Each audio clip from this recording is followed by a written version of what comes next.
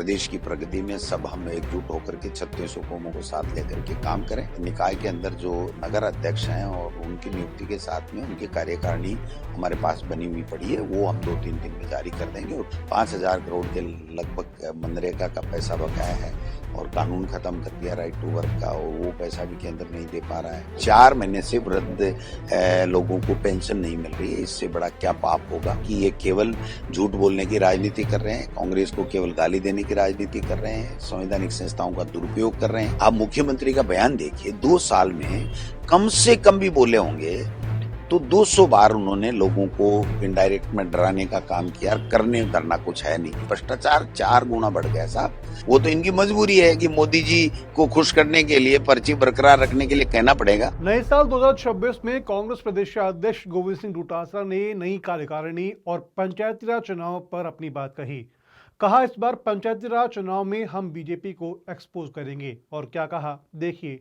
Video में। देखिए, पहले तो मैं प्रदेशवासियों को आप ANI के माध्यम से बहुत बहुत बधाई और शुभकामनाएं देना चाहता हूं और ईश्वर से प्रार्थना करता हूं कि सबको खुशियां प्रदान करे और सब खुशहाल रहें। प्रदेश की प्रगति में सब हम एकजुट होकर के 36 हुकूमों को साथ लेकर के काम करें और इसी आशा और विश्वास और संकल्प के साथ में हम लोग आगे बढ़ेंगे। हमने संगठन का जो काम था वो पूरा कर लिया। केवल हमारा अभी जो वार्डों का नहीं हुआ था, नगर पालिकाएं वगैरह, तो उसमें नगर निकाय के अंदर जो नगर अध्यक्ष हैं और उनकी नियुक्ति के साथ में उनकी कार्यकारिणी हमारे पास बनी हुई पड़ी है, वो हम 2-3 दिन में जारी कर देंगे। और फिर इस प्रकार से बूथ से लेकर के मंडल, ब्लॉक, नगर और जिले में लेकर के हम लगभग 10.5 लाख हमारे पदाधिकारी बन चुके हैं। और अभी जो 45 जिला अध्यक्ष बने हैं, तो उनमें से जो नए बने हैं उनकी कार्यकारिणी के लिए हमने 1 महीने का समय दिया था, तो लगभग 15 दिन हो गए। 15 दिन के अंदर अंदर हम इनकी कार्यकारिणी भी बना देंगे और उसके बाद में हम लोग जो पंचायत राज के चुनाव में जो हम उतरेंगे और लोगों के बीच में जाकर के इनको एक्सपोज करेंगे कि इन्होंने 12 महीने 1.5 साल तक नगर निकाय और पंचायत राज के जनप्रतिनिधियों को चुनने नहीं दिया। इससे हमें बड़ा नुकसान हुआ है। देखिए, आप 5,000 करोड़ के लगभग मनरेगा का पैसा बकाया है और कानून खत्म कर दिया राइट टू वर्क का, और वो पैसा भी केंद्र नहीं दे पा रहा है, स्टेट गवर्नमेंट भी नहीं दे पा रही है। और 3,000 करोड़ के लगभग हमारे पंचायती राज का जो चुनाव नहीं होने की वजह से पैसा नहीं मिला है। तो मैं समझता हूं कि 8,000 करोड़ रुपए तो यही हो गए जिसका बड़ा नुकसान हो गया है। और अब आगे भी मैं समझता हूं कि जो जितनी भी जन कल्याणकारी नीतियां थी उनको, चाहे वो चिकित्सा के क्षेत्र में थी, चाहे वो शिक्षा के क्षेत्र में थी, चाहे पेंशन की थी, सामाजिक सरोकार से जो रखने वाली योजनाएं थी, जो सामाजिक न्याय के लिए, उनको भी इन्होंने कमजोर कर दिया। 4 महीने से वृद्ध लोगों को पेंशन नहीं मिल रही है। इससे बड़ा क्या पाप होगा। मैं समझता हूं कि ये इन सब चीजों के ऊपर हम लोग काम करेंगे और जनता के बीच में जाकर के इनकी सच्चाई बताएंगे कि ये केवल झूठ बोलने की राजनीति कर रहे हैं, कांग्रेस को केवल गाली देने की राजनीति कर रहे हैं, संवैधानिक संस्थाओं का दुरुपयोग कर रहे हैं, लोगों को डरा करके, धमका करके। आप मुख्यमंत्री का बयान देखिए, 2 साल में कम से कम भी बोले होंगे तो 200 बार उन्होंने लोगों को इनडायरेक्ट में डराने का काम किया। करने धरना कुछ है नहीं। तो अब मैं मुख्यमंत्री जी को नई साल में सलाह देना चाहता हूं कि आप 2 साल में आपने जन कल्याण के लिए क्या काम किए वो बताइए, और आगे अब 3 साल 2.5 साल जो भी आपके पास में, उसमें आप क्या करने वाले हैं, किस तरीके से करने वाले हैं, उस बात को आपको बताना चाहिए। अब कांग्रेस को ये जो मतलब जो डायलॉग बोलते हो ना कि हम पकड़ लेंगे, भ्रष्टाचार नहीं करते, भ्रष्टाचार 4 गुना बढ़ गया साहब। कोई डिपार्टमेंट ऐसा नहीं है जिसमें बिना पैसे रिश्वत के दिए हुए कोई काम होता हो। और यहाँ तक भी कि ट्रांसफरों में पैसे लेने लग गए, छोटी छोटी बातों के लिए पैसे लेने लग गए।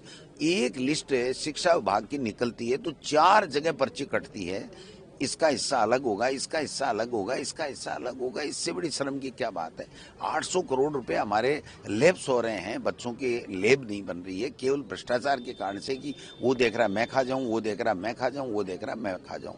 तो ऐसे अनेकों काम हैं, मैं आपको गिनाऊंगा तो शाम हो जाएगी। मैं तो ये कहना चाहता हूँ अब मुख्यमंत्री जी को अपना विजन बताना चाहिए और जो काम किया वो बताना। ऐसे मुख ज़बानी कहने से नहीं चलता काम की साहब हमने हमारे संकल्प पत्र को पूरा करें, इसका मतलब आपका संकल्प पत्र ही फर्जी था।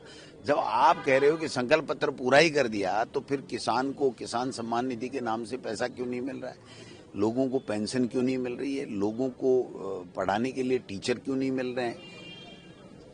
जर्जर भवन, अब आप अगर आंकड़ा सुनोगे तो आपको आश्चर्य होगा, 500 से ज़्यादा स्कूलें जर्जर हैं, 200 ऐसी स्कूलें हैं जहां बैठने के लिए वो कमरे में घुस ही नहीं सकते, तो 700 तो ये हो गई। 16,000 करोड़ रुपए इनको वापस इनका इंफ्रास्ट्रक्चर ठीक करने के लिए, इसकी जर्जरता स्कूलों की ठीक करने के लिए चाहिए। वो पैसा कहाँ है इनके पास में? अभी तो झालावाड़ में 7 मरे, उस स्कूल का निर्माण ही नहीं कर पाए, एक पैसा नहीं। एमएलए को लिख दिया एमएलए कोटा दे दें, तो एमएलए कोटा तो एक कानून से मिला हुआ है, वो उसके विवेक के ऊपर निर्भर करता है कि उस गाइडलाइन के मुताबिक वो कहाँ खर्च करे। लेकिन ये अगर हर डिपार्टमेंट ये लिखने लग जाता है एमएलए कोटा, तो कोई 100 करोड़ है क्या एमएलए कोटा? तो मैं समझता हूँ कि इन सब चीजों को देखना चाहिए। केवल दिखावे में फोटो खिंचवाने के लिए, मीडिया बाइट के लिए ये कह देना कि साहब हम जो है वो हम समीक्षा बैठकें कर रही हैं, ये कर रही हैं। भ्रष्टाचार तो दिन दुगुना रात चौगुना बढ़ रहा है और आप समीक्षा बैठक करके बोर कर रहे हो, अफसरों को काम करने से रोक रहे हो।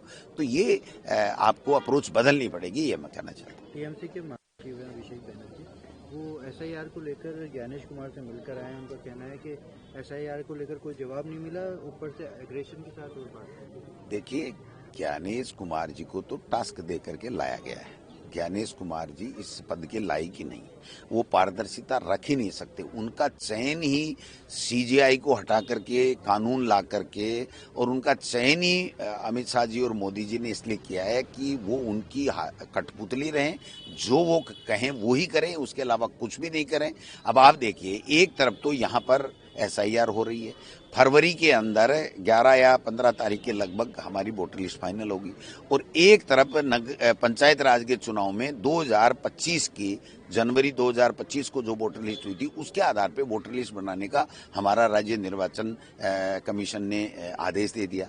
तो दोनों कैसे होंगे आप बताइए? जो 40 लाख लोग 2025 में तो खैर अब नहीं है, तो क्या वो 40 लाख लोग दोबारा वोट डालेंगे, या फिर ये जो नई वोटर लिस्ट है इसके मुताबिक इनको चुनाव कराना चाहिए था? तो खुद का ही ये कंट्रोवर्शियल जो है एक्ट है। तो इसके ऊपर अब बीजेपी क्या कहती है बताइए कि राज्य निर्वाचन आयोग ने राज्य सरकार की अभिशंसा से ही वो पंचायत राज के चुनाव करवाने के लिए जब कोर्ट ने कह दिया तो काम कर रही है। तो जनवरी 2025 की वोटर लिस्ट उनके लिए मान्य करके वोटर लिस्ट का काम 19 जनवरी को इनको या 25 जनवरी को पूरा करना है। और दूसरी तरफ एसआईआर की जो वोटर लिस्ट है जिसमें 40 लाख के लगभग नाम कट रहे हैं, वो वोटर लिस्ट आएगी फरवरी में। तो आप बताइए कि जनवरी वाले से करा रहे हो, फरवरी वाले से करा रहे हो? तो 40 लाख लोग तो फिर वोट देंगे पंचायत राज चुनाव में, और एक तरफ ये कह रहे हैं ये तो फर्जी हैं सारे, या तो मर गए या शिफ्टेड हो गए या डबल एंट्री है। तो ये समझ में नहीं आ रहा इनके कि करना क्या है। एक आखिरी सवाल, देखिए, राइट टू वर्क सोनिया जी ने और मनमोहन सिंह जी ने दिया था और काम का अधिकार दिया था, उसको आज ये खत्म कर रहे हैं। केवल नाम ही नहीं चेंज कर रहे हैं, महात्मा गांधी का नाम चेंज कर रहे हैं। वो कोई बात नहीं, चलो ठीक है, इनके मन में आ गई है। महात्मा गांधी को मानते ही नहीं है, नाथूराम गोडसे की विचारधारा को मानने वाले लोग हैं, तो ये कर दें। बट जो कानून था कि मांगते ही काम मिलेगा, उसको खत्म कर दिया, और नीचे से काम का प्लान बन के जाता था और वो काम मिलता था। अब केंद्र सरकार तय करेगी कि कहाँ बीजेपी का शासन है, कहाँ बीजेपी का एमएलए है, कहाँ बीजेपी ज्यादा जीतती है, वहां पर काम मिलेगा। और वो भी राज्य सरकार 40% उसके पास उपलब्ध होगा, वो देगी तब काम मिलेगा, नहीं तो कोई काम नहीं मिलेगा। तो जो इंफ्रास्ट्रक्चर डेवलप हुआ, जो गरीब को जो पैसा आया उसकी जेब में, वो स्वावलंबी बना, खुद आत्मनिर्भर बना, तो वो चीजें तो खत्म हो गई अब। तो मैं समझता हूं कि ये बहुत बड़ा 5,000 करोड़ रुपया अभी भी 2 साल से नरेगा के अंदर जो लेबर या उसका मटेरियल का पैसा बकाया पड़ा है, वो तो केंद्र दे नहीं रहा है। तो केंद्र भी नहीं दे रहा है, राज्य सरकार कह रही है हम दे देंगे। वो तो इनकी मजबूरी है कि मोदी जी को खुश करने के लिए, पर्ची बरकरार रखने के लिए कहना पड़ेगा।